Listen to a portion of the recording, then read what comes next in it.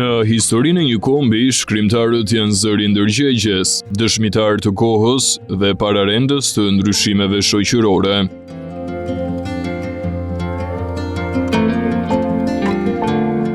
Në Shqipëri ata shpeshherë kanë qenë më shumë se thjesht krijues, kanë qenë rezistent, kritik dhe heronj të fjalës së lirë. Ky reportazh hedh dritë mbi jetën, veprën dhe sfidat e shkrimtarëve shqiptar nga periudha e pavarësisë e deri në ditët e sotme, me theks të veçantë në përplasjen e tyre me regjimin komunist dhe trashëgimin që lanë pas.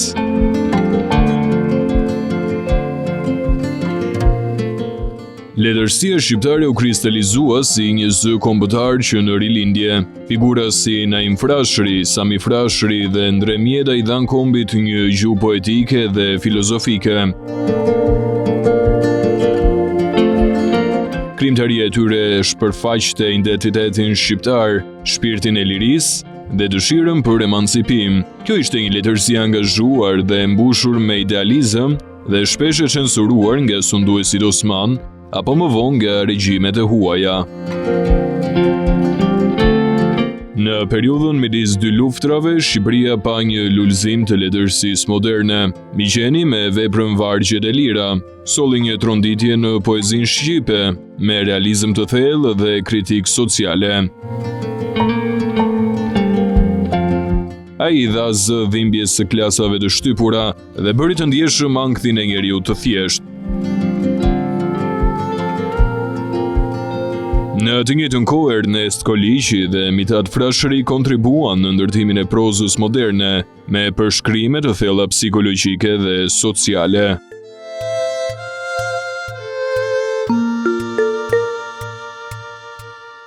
Pas vitit 1945, regjimi komunist solli një kthes të errët për letërsinë. Letërsia u vendos në shërbim të ideologjisë. Realizmi socialist ishte forma zyrtare, ku shkrimtari duhet të lavdëronte partinë, punëtorët, fshatarët dhe njeriun e ri.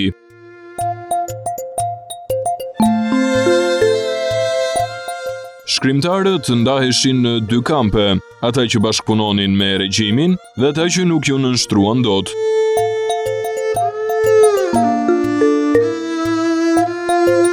Shkrimtarët e persekutuar. Kasem Trebeshina, shkrimtar i avangardës letrare, përfaqësoi një qasje të re ndaj artit. Ai u burgos për rreth 17 vite me ndërprerje nga viti 1953 deri në vitin 1978.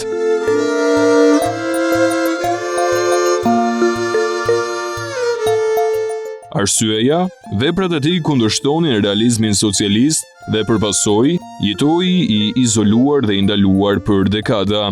Veprat e tij u ndaluan dhe vetëm pas rënies së komunizmit u botua pjesërisht.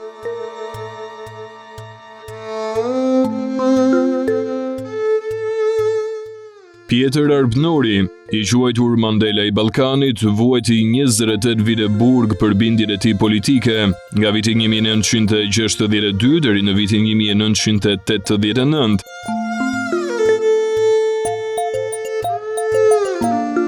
Njihet si burgosuri politik me dënimin më të gjatë në Shqipëri. Ai shkroi në fshehtësi brenda qelisë duke mbajtur gjallë shpirtin letrar dhe intelektual, aktivitet antikomunist dhe përhapje e ideve liberale.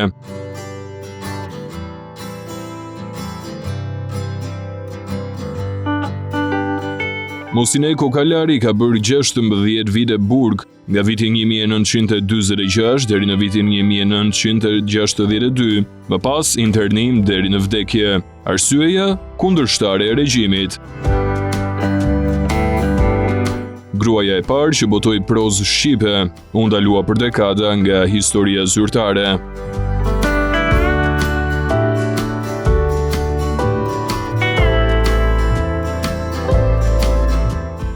Arshi Pipa ka vuajtur 10 vite burg, duke nisur nga viti 1946 deri në vitin 1956. Arsyeja, poezie e konsideruar erotike dhe dekadente.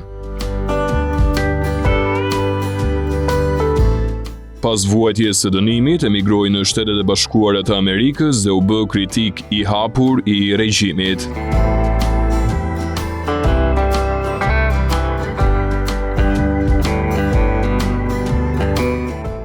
Bilal Xhaferi ka qenë i dënuar për një periudhë kohe, por u përndoqë rënd. Emigroi në Shtetet e Bashkuara të Amerikës në vitin 1969 për t'i shpëtuar arrestimit.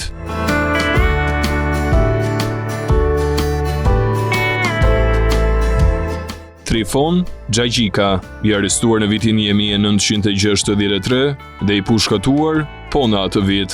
Arsyeja, poezi që kundërshtonin moralin e regjimit.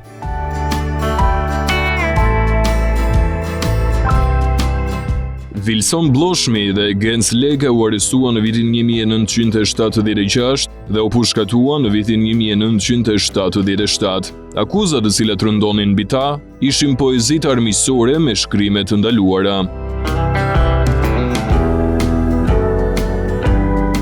Regjimi komunist në Shqipëri solli një nga dëmet më të mëdha në historinë e letërsisë shqipe, duke shndruar atë nga një art i lirë në një mjet propagande. Ja pikat kryesore të këtij shkatërimi. Shkrimtarët zyrtar, Dritëro Agolli dhe Ismail Kadare ecën në një fije të hollë midis konfrontizmit dhe kritikës së fshehtë.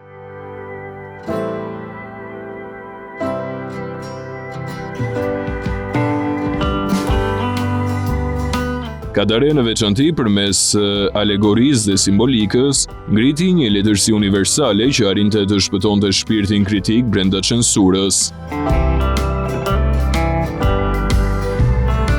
Letërsia shqiptare në komunizëm ishte një formë rezistence shpirtërore. Përmes metaforave, simboleve dhe përçartjeve letrare, shumë autor ruajtën dinjitetin artistik. Veprat e Kadares si Kronik në gur, Pallati i ëndrave apo Dimri i madh mund të lexohen si kritik të hollë ndaj totalitarizmit, pavarësisht se botoheshin brenda sistemit. Në këtë periudhë lindi edhe letërsia e burgjeve, dorëshkrime të shkruara me gjilpër në batanie, poezi të mbajtura në kujtesë, romane që u botuan dekada më vonë. Ishte një letërsi që nuk kishte lexues, por e ruajti shpirtin e lirë të autorëve. Pas vitit 1991, letërsia shqiptare hyri në një etapë të re, lirë, por e humbur në tranzicion. U botuan veprat e ndaluara, u rishkruan biografitë dhe u rishqyrtua e kaluara.